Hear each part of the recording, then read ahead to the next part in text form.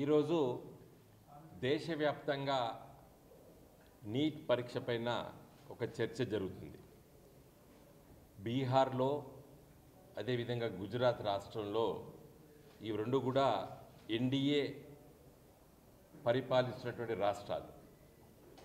ఈ రాష్ట్రాల లోపల నీట్ ప్రశ్నపత్రము 30 లక్షల రూపాయలకు అమ్ముకున్నారనేది ఈరోజు ప్రభుత్వమే చెప్తుంది, కేంద్ర ప్రభుత్వం. మరి దురదృష్టవశాత్తు మరి అక్కడికే పరిమితమైందని అనుకోవడం లేదు.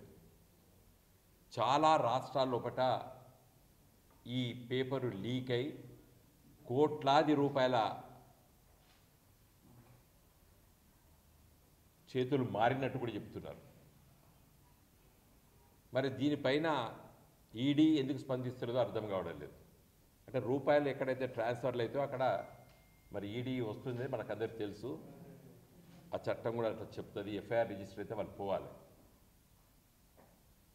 ఈ అవినీతి జరిగినప్పటికీ కూడా కేంద్ర ప్రభుత్వం ఇప్పటివరకు స్పందించలేదు. మోడీ గారి ప్రభుత్వము స్పందించలేదు ఇప్పటివరకు కూడా. చిన్నారులు 12వ తరగతి పాస్ అయి పరీక్ష రాసినటువంటి లక్షలాది మంది విద్యార్థుల తల్లిదండ్రులు బాధపడుతున్నారు. మా పిల్లలకు అడ్మిషన్స్ ఈ సంవత్సరం జరుగుతాయా, జరిగాయా? ఇదంతా కూడా మరి ఒక పెద్ద ఆవేదన కలిగిస్తుంది తల్లిదండ్రులకి. తెలంగాణ రాష్ట్రంలో చాలామంది తల్లిదండ్రులు ఆవేదన వ్యక్తపరుస్తున్నారు. మరి నిన్న మొన్న జరుగుతున్నటువంటి సంఘటనలు, విద్యార్థి సంఘాలు ఈరోజు కూడా పెద్ద ఎత్తున ధర్నాలు చేస్తున్నారు. మరి ఈ ఇష్యూ పైన నేను కొంత లోతుగా పరిశీలించి చర్చించినప్పుడు పరీక్ష పత్రము లీకేజ్ అనేది ఒక సమస్య. ఇది దేశవ్యాప్తంగా వందలాది సెంటర్ లోపల ఈ పరీక్ష నిర్వహించారు. విదేశాల్లో కూడా ఈ పరీక్ష నిర్వహించారు. మరి గత చాలా సంవత్సరాల నుంచి కూడా ఇలాంటి లీకేజ్ జరిగి ఉండొచ్చు అని కూడా చాలామంది ప్రొఫెసర్లు, లెక్చరర్లు చెప్తున్నారు.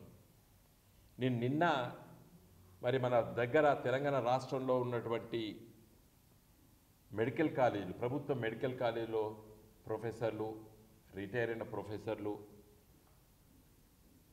తర్వాత ఎగ్జామినర్స్ తోని అసలు ఈ నీట్ ద్వారా మనకు ఈ లాభం జరిగిందా, నష్టం జరిగిందా?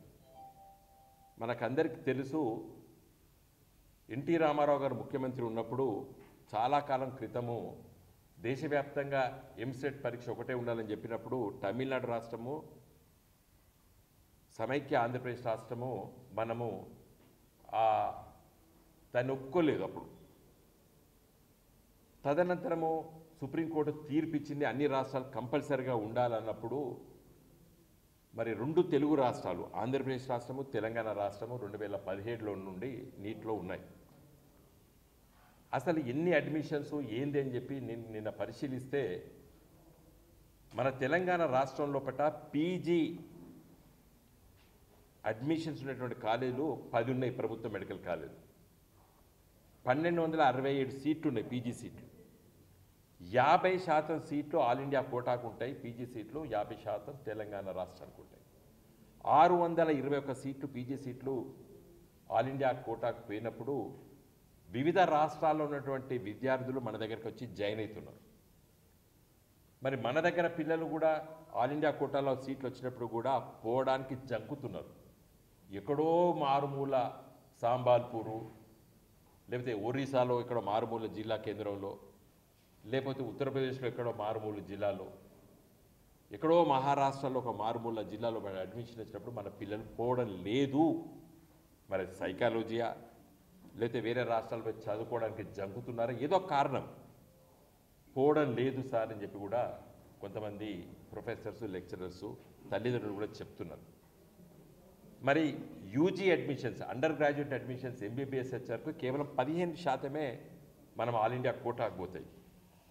మరి అప్పుడు కూడా మన దగ్గర ప్రభుత్వ మెడికల్ కాలేజీలో 3817 సీట్లుంటే 519 సీట్లు ఎంబీబీఎస్ సీట్లు ఆల్ ఇండియా కోటాకు పోతే 519 మంది వేరే రాష్ట్రాలలో వచ్చి జాయిన్ అవుతున్నారు. ముఖ్యంగా ఆంధ్రప్రదేశ్ రాష్ట్రం నుంచి మన దగ్గర ఉస్మానియా